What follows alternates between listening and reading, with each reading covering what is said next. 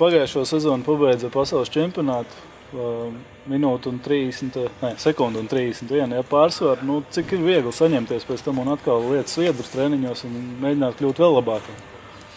Jā, vienīgais, protams, tas ir, liekas, tajā momentā, tev ir tāds pārsvars, tu esi labākais, vajadzētu tur vienkārši gulēt gultā ar kājām gaisā un sapņot, bet principā jau jādomā reāli ir, ka nāks jaunas sacensības, jauna sezona, visi attīstās.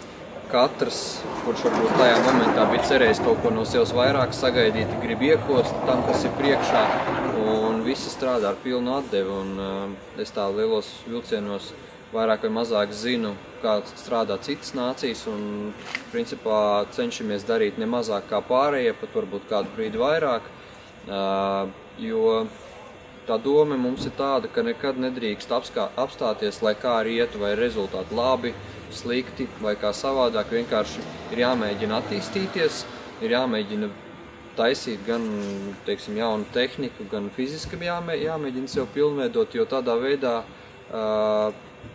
tev rodās kaut kādas jaunas domas, atziņas, un varbūt tajā momentā tas nebūs, teiksim, ātrāk un laika izteiksmē kaut ko ienesīs, bet tās būs atziņas varbūt uz tas grābeklis, kura tu neuzkāps nākamreiz. Pagājušajā gadā pirms pirmā pasaules kausa posma treneris bija tā ļoti piesardzīgs, ja tur tā desmitniekā tikt, beigās 5. vieta, bet pēc tam tā sezona aizgāja. Kā ir šogad sezonas sākumā? Es domāju, ka vajadzētu būt mazliet labāk iekš to, ka mēs esam vairāk gatavi šai sezonai, jo esam diezgan daudz ko izdarījuši. Otras sezona sāksies Eiropā. Tas ir tāds, un trešais, tas, ka tā trase ir vairāk starta trase, paredzams, kad man tur vajadzētu iet labāk kā pagājušajā Kanādas trasē. Kā ir ar to noteikumu maiņu? Tad viņi ir atcelti? Jā, principā noteikumi, visi tie ieteikumi nav pieņemti un nav apstiprināti.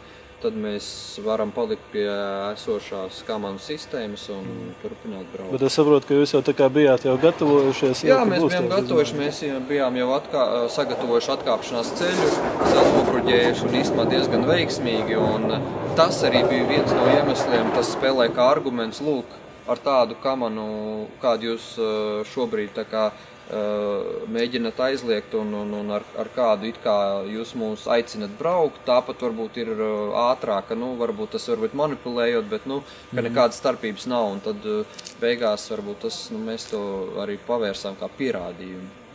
Spēlē pa labi tam pieņemtajam lēmumam. Bet ne tikai mēs ciest daudz nācijas, gan finansiāli, ja sevišķi mazās nācijas, kuras varbūt braukā lielos vilcienos pa saviem līdzekļiem, un tad atkal kaut kas jāpārtais izmaiņas, jo lielajiem jau nekas, viņi diktē un viņiem naudas pietiek. Šogad Eiropas čempionāts Altenbergā, pasaules čempionāts Leikplasidā. Kā tev tās trases ir? Cik tādas riktīgas darba trases, un Altenbergā kādu laiku nav būtis, tagad pēc nedēļas brauksim uz treniņu nedēļu, un tad man tāda doma galvā ir, ka pēc nedēļas tad man jau būs kaut kādas jaunas atziņas, idejas, un kas jāizdara vēl līdz tam Eiropas čempionāta startam, noteikti tehnikas ziņā kaut kas jāuzlabo. Un Leikplasida, abas divas trases, smagas braucamās trases, un būs pietiekami interesanti. Gan līderu maiņas, es domāju, gan emociju netrūks.